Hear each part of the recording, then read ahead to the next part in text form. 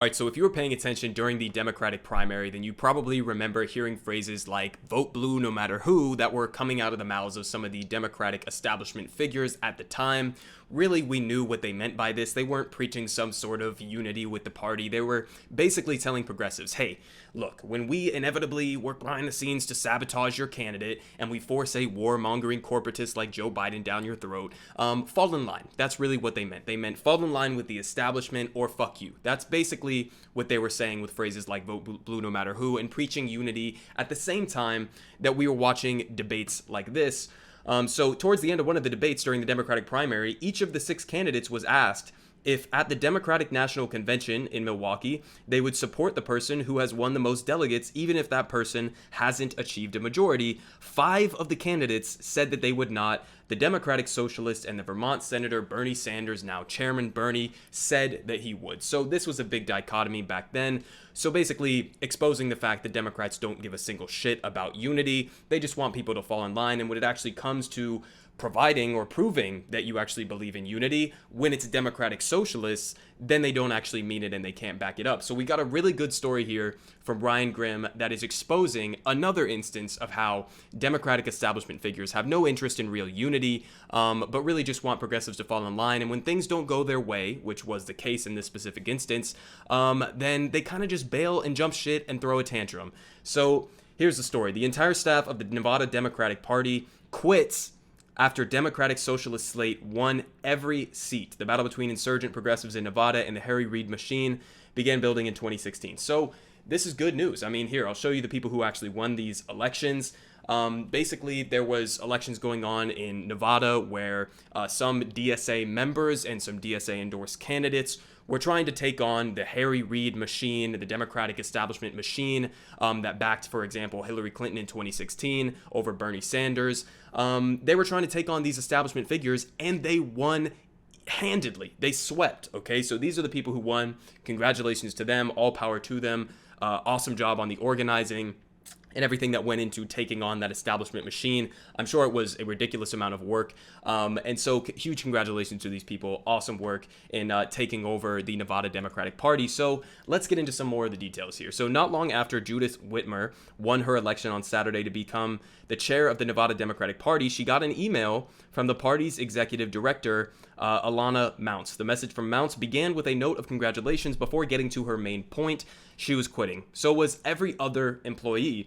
And so were all the consultants, and the staff would be taking severance checks with them. Thank you very much. So, I mean, usually, obviously, if you're quitting your job, you wouldn't get a severance check like that. But, they decide that, okay, we're entitled to this. We're going to take this as we go. So the entire group quits when they are defeated by the Democratic Socialists of America. So on March 6th, a coalition of progressive candidates backed by the local chapter of the DSA took over the leadership of the Nevada Democratic Party, sweeping all 5 party leadership positions in a contested election that evening.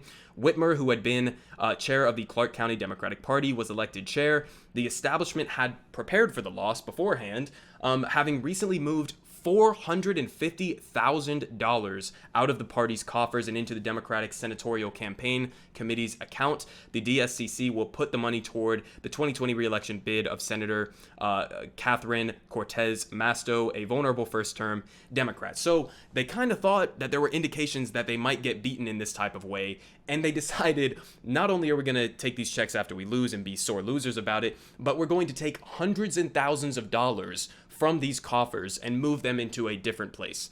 So just petty levels that, we would expect from Democratic establishment figures like this, not trying to give any real power or allow these DSA members to do the job that they were just duly elected to do.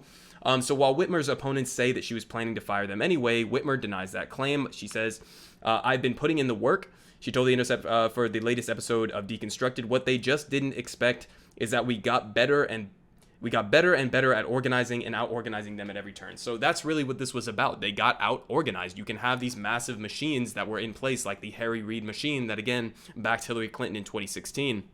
This is a really powerful institutional machine that was acting in the Nevada Democratic Party. And honestly, they did a good job in some ways, and you got to give a little bit of credit to Harry Reid and some of these other figures for taking that over from Republicans and now controlling like the state house and the state senate and the governor's mansion.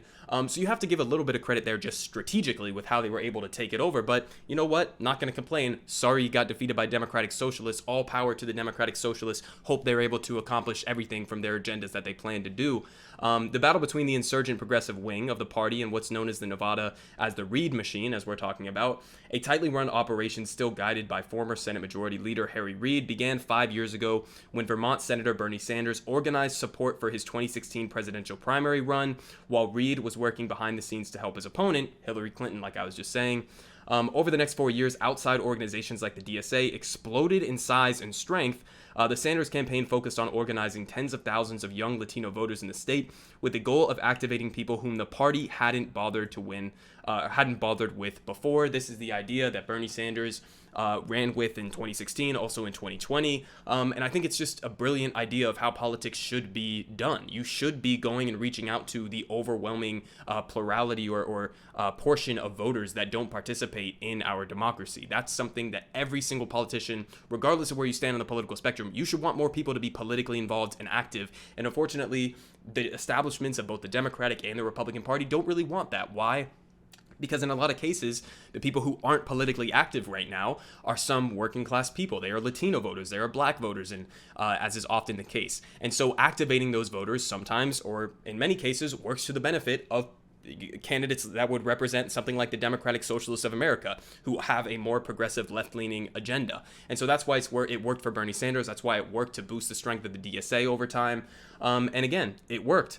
And in the 2020 cycle, after investing heavily in Nevada, Sanders won a commanding victory in the Nevada caucuses. If you remember back when this happened, when Bernie won Nevada, that was the third state in the Democratic primary. Nobody had won the first 3 states like Bernie Sanders did and ever lost before. So I remember it. You remember it if you were paying attention during the Democratic primary. That was the peak. That was the top. That was the best feeling that we all had. And we really thought that Bernie Sanders was going to be able to pull it through. Obviously, he was not, and huge disappointment there. But I remember the Nevada results coming in and just being like, holy shit, this is awesome that Bernie Sanders was able to build a coalition like this and win a state like Nevada.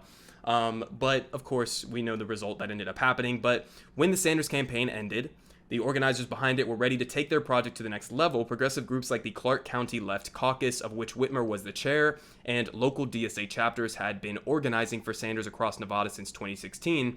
They used their momentum and the state-level delegates they picked up during the caucuses to continue activating progressive pockets in the state with a focus on local office. Progressives led by the Left Caucus won a majority on the state Democratic board this summer, a sign that their momentum was growing even without a candidate at the top of the Democratic ticket to get behind. So that's huge. That shows you that they are really doing the work on the ground, the organizing efforts on the ground to get people motivated, to get people out and participating in this type of thing, even when the figurehead like Bernie Sanders is not there leading the charge. And that's exactly what we need to see from the left movement across the United States. This is exactly what we need to see. We need to be seeing people focus on more local elections. We need to be seeing people being willing to focus on that grassroots, on the ground organizing, and not count on a figurehead like Bernie Sanders. I know we all love Chairman Bernie, but it has to go beyond that. It's the whole reason why Bernie Sanders made his campaign slogan, "Not me, us," because it has to be about the us. It has to be about everybody being willing to come together and put in that work to get what needs to be done. You can't just be relying on one figurehead at the top to lead the charge. And it looks like they did a great job of doing this. So this was certainly kind of immediately made it possible by the other caucus outcomes. Keenan Korth, a member of the state party central committee who was supporting Whitmer, told The Intercept, but it really started before then in that the caucus results were in and of themselves the result of a sustained organizing efforts and the slow accumulation of organizing infrastructure here post 2016, in large part through the campaign in 2018 for Amy Vilela, who ran for Congress in Nevada in 2018 and later became Sanders' Nevada campaign co-chair. So this is a really interesting story. I mean, obviously for lots of different reasons, with these people sweeping the state in the Democratic Party. Again, huge congratulations to these people. I really hope, because we know that the Harry Reid machine isn't just going to give up. The establishment Democrats are not just going to give this up and run away forever, okay? So I'm sure that they're plotting and they're scheming and they're trying to figure out ways that they can take back this control. But for right now, we can celebrate. We can celebrate that this is a huge victory for these people